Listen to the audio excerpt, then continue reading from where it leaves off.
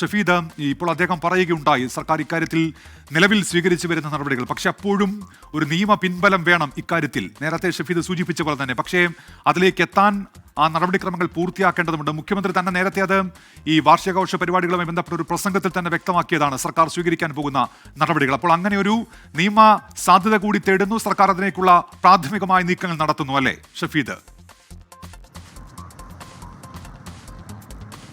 അങ്ങനെ തന്നെ വേണം കരുതാൻ. കാരണം രണ്ട് കാര്യങ്ങൾ. അതിലൊന്നാമത്തെ കാര്യം എന്ന് പറയുന്നത്, നമ്മൾ ഈ രാഷ്ട്രീയമായിട്ടുള്ള ഇക്കാര്യത്തിലെ സംസ്ഥാന സർക്കാരിൻ്റെ കാര്യങ്ങൾ പറയുമ്പോൾ തന്നെ രണ്ടാമതൊരു കാര്യമുണ്ട്. അത് നമുക്ക് തന്നെ അനുഭവമുള്ളൊരു കാര്യമാണ്. നമ്മുടെ സംസ്ഥാനത്ത് ഈ കാട്ടുപന്നി ആക്രമണം രൂക്ഷമായപ്പോൾ നമ്മൾ എത്രമാത്രം കഷ്ടപ്പെട്ടു അതിനെ വെടിവെച്ച് കൊല്ലാൻ. അതല്ലെങ്കിൽ നമ്മളുടെ ചീഫ് വൈൽഡ് ലൈഫ് വാർഡൻ്റെ നേതൃത്വത്തിൽ അതിനൊരു പ്രോട്ടോകോൾ ഉണ്ടാക്കി, അതിനൊരു കൃത്യമായ സംവിധാനം ഉണ്ടാക്കി, അത് നിയമപ്രാബല്യത്തോടു കൂടി സംസ്ഥാനത്ത് നടപ്പിലാക്കാൻ എത്ര കാലമെടുത്തു അല്ലെങ്കിൽ എത്ര സമയമെടുത്തു എന്നുള്ളത് നമുക്ക് മുൻപിലുള്ള ഉദാഹരണമാണ്. മാത്രവുമല്ല, സംസ്ഥാനത്ത് കഴിഞ്ഞ ഒരു വർഷത്തിനിടയിൽ നടന്നിട്ടുള്ള വന്യജീവി ആക്രമണങ്ങളുടെ കണക്ക്, അതാണ് സംസ്ഥാന സർക്കാർ ഉയർത്തുന്ന കാര്യം. അത് ഈ പുലിയുണ്ട്, അതേപോലെ തന്നെ ആനയുണ്ട്, കാട്ടാന അടക്കമുള്ള കാര്യങ്ങളുടെ കണക്കുകൾ കൃത്യമായി കേന്ദ്രത്തെ സംസ്ഥാന സർക്കാർ അറിയിച്ചിട്ടുണ്ട്. അത് സാധാരണ ജനങ്ങൾക്ക് അതല്ലെങ്കിൽ കർഷകർക്ക് അതിനപ്പുറത്തേക്ക് സംസ്ഥാനത്തെ ആളുകളുടെ ജീവൻ നഷ്ടമാകുന്ന സാഹചര്യത്തിലേക്ക് പോകുന്നു എന്നുള്ളൊരു പ്രത്യേക സാഹചര്യം, ഒരു അടിയന്തര സാഹചര്യം. അതൊരു അടിയന്തര സാഹചര്യമായി തന്നെ കേന്ദ്ര സർക്കാരിനെ ധരിപ്പിച്ചാൽ ഇക്കാര്യത്തിൽ വളരെ വേഗത്തിലൊരു തീരുമാനം ഉണ്ടാകും. അതിലും നിയമപരമായിട്ടുള്ള കാര്യങ്ങൾക്ക് വേണ്ടി നമ്മൾ ഇനിയും കാത്തിരിക്കേണ്ടി വരുമെന്നുള്ളത്, വർഷങ്ങൾ പക്ഷേ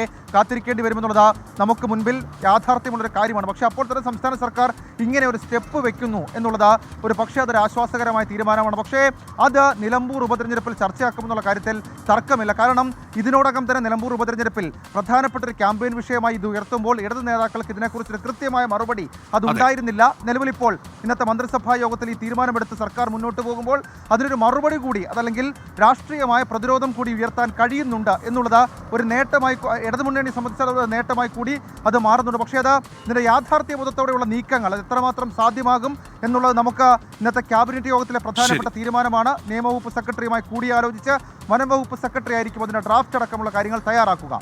വന്യജീവി ആക്രമണങ്ങൾ സംസ്ഥാനത്ത് വർദ്ധിച്ചു വരുന്ന സാഹചര്യത്തിൽ കൂടി, പ്രതിഷേധങ്ങൾ ഉയരുന്ന സാഹചര്യത്തിൽ കൂടിയാണ് സർക്കാരിന്റെ നീക്കം.